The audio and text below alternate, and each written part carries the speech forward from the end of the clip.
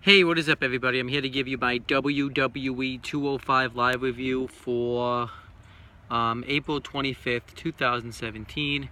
I know I'm doing it outside on my phone, nothing really too fancy, but you're just going to have to get over it. I don't really care because it's a nice day out.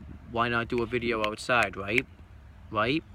So now that I've kind of discussed that, let's talk about this episode of WWE 205 Live. I don't know, I missed it. I'm a little bit late getting it up, but I've had a lot of quizzes and an essay I have to write for school, so that 205 Live had to take a setback to that because 205 Live is not good enough to actually sit down and throw away your college career. So let's talk about this episode of 205 Live. I actually thought this was a pretty good episode. We had Corey Graves and Tom Phillips on commentary for this show. I thought they did a pretty decent job on commentary. And we had the first match on the show. It was a tag team match. It was Noam Dar and the Brian Kendrick versus Rich Swann and Akira Tozawa. I didn't mind the match too much. It was pretty decent. To start it off, Kendrick immediately throws his jacket at Akira Tozawa, and the heels try to get the advantage right away, but the baby faces end up fighting back. Kendrick and Tozawa get knocked out of the ring. Kendrick and Noam Dar get knocked out of the ring. And then they get back in, they get laid out with double drop kicks, and then Tozawa and Rich Swann both simultaneously hit dives on Kendrick and Noam Dar. And Tozawa hits the suicide dive, and Rich Swann ends up hitting one of those flip dives, and then they get back in the ring. They actually start having the tag team match. Kendrick tries to tag himself in, so that way tries to do a blind tag and attack Swann from behind, but Swann hits a back elbow on him, and then Swann hits a flip drop kick onto a flipped leg drop onto the back of the head of Kendrick. He goes to go off the second turnbuckle, but Noam Dar chop blocks him, and his back of the head hits the turnbuckle. So then the heels get the heat on Rich Swann for a long ass time, and Rich Swann keeps trying to get the tag on Akira Tozawa, but the heels keep preventing him from getting the tag. I actually like the way they set up the hot tag spot. Then eventually Akira Tozawa gets the hot tag onto Noam Dar. He hits all his moves on him. He even hits a sick back suplex on him, which would look pretty cool. But eventually Kendrick tries to hold Tozawa so he can't, so Noam Dar can take a cheap shot at him. But Tozawa ducks. Noam Dar accidentally attacks Kendrick, and Tozawa rolls up Noam Dar, and he ends up letting him out of it. And he hits a Shining Wizard on Noam Dar for the win. And yeah, overall I thought the match was good. And afterwards, Akira Tozawa gets on the mic and says that this is lesson number 4 for you, Kendrick. Is you need to pick a better tag team partner. So he says, lesson number 4, choose wisely. So like I said, I still like the feud between Akira Tozawa and the Brian Kendrick. It's getting to the point where you have to blow that feud off soon or else it will get old, but I still enjoy it. I do like the whole thing back and forth, and the whole Noam Dar Rich Swann feud, really don't care about that. So yeah, it's hoping that it seems like that feud's going to be over pretty soon, so I'm happy about that. Then next, Neville gets interviewed, and he talks about how he has shown time in and time out why gentleman Jack Gallagher isn't fit to be in the ring with him because he's having a match with him in the main event. And then he says that Austin Aries is going to find out the same thing this Sunday at Payback. And he said that everybody in the Cruiserweight division, except for maybe T.J. Perkins, is not on his level, and they're going to realize. And he was just questioning when they're going to start to realize that. Overall, I thought Neville cut a pretty good promo here. Then we had the next match. It was Mustafa Ali versus Tony Nese.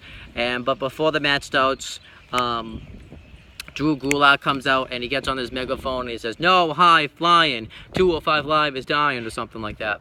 I liked it. And he ends up going on guest commentary for this match. And we had the match itself. I thought the match itself was pretty decent.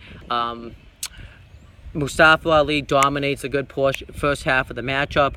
And I thought Drew Gulak was really good on commentary, explaining why he thinks high flying needs to go away. He says he has nothing against it, but he just wants to look out for the competitors in 205 Live, make sure they don't get injured. And he says that the people are doing all these high-flying stuff just to appeal to the WWE Universe when 205 Live should be about competition. So I like what they're doing with this whole Drew Gulak, Mustafa Ali feud. I enjoy it.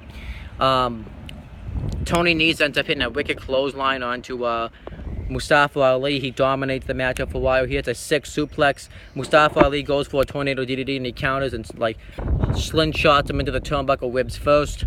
No, into the ropes ribs first, I mean. And then Mustafa Ali starts to hit his comeback. He hits a wheelbarrow bulldog, and he ends up hitting a sick high cross body springboard, which did make Drew Gulak happy. He ends up hitting a flip dive over the second turnbuckle, and then eventually he goes for his inverted 450. But Drew Gulak doesn't want to see that, so he pulls Tony Nese out of the ring, which causes a disqualification. Tony Nese wins, and Mustafa Ali's upset about this, so he hits a dive on Drew Gulak, and he goes to attack him some more, but Drew Gulak escapes, and Mustafa Ali stands tall. But I liked this here. I like how they're trying to set up the whole thing where Drew Gulak's trying to look out for Mustafa Ali's best intentions. I like that.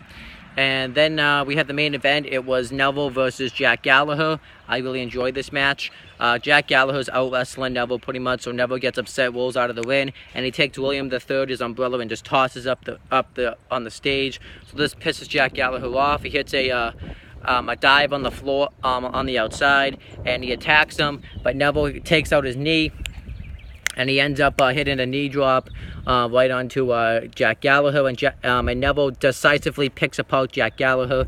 He hits a 6 suplex on him. He hits a drop kick right into the back of the head, and he just picks him apart, and he even says, "It's over." And I thought Neville was feeling really awesome in this match. He hits a missile drop kick on him as well. Eventually, Jack Gallagher starts to make his comeback. He hits a drop kick on him, but Neville won't go off his feet.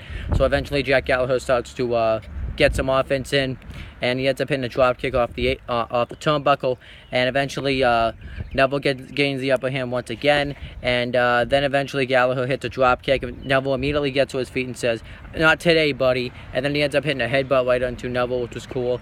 And then he goes to hit a back suplex to he goes to hit a butterfly suplex. Neville at first counters it into a roll-up, but then he eventually ends up hitting the move anyways. Goes to hit a back suplex off the turnbuckle, but Neville fights out of it. He throws Jack Gallagher into the ring post, kicks him in the back of the head, and just really wears him down. And then he gets him into the Windsor Saturn. Gallagher taps out for the win. So Neville went over here.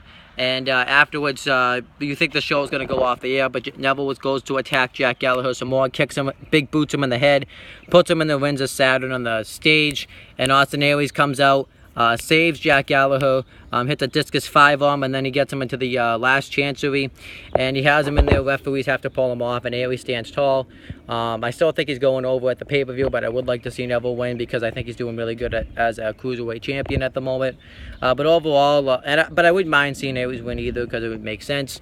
But overall, I thought this episode of 205 Live was actually pretty good. Wasn't a great episode, but it was good. I'll give it a 7.5 out of 10 because I enjoyed pretty much everything on it, but it just wasn't anything like special though. But I enjoyed the main event. I enjoyed the tag match, and I enjoyed the Mustafa Ali Tony Nese match, and I didn't mind the finish too much. So overall, that's pretty much it. So I'm kind of officially caught up before I go to watch with all the wrestling programming before I go watch Payback this Sunday. I hope you guys enjoyed Payback this Sunday, and make sure to subscribe, like, and comment on this video. Make sure you do the other subscribe to my Owen the Talkinator and CM Brothers channel, and that's pretty much it, guys. Talk to you later.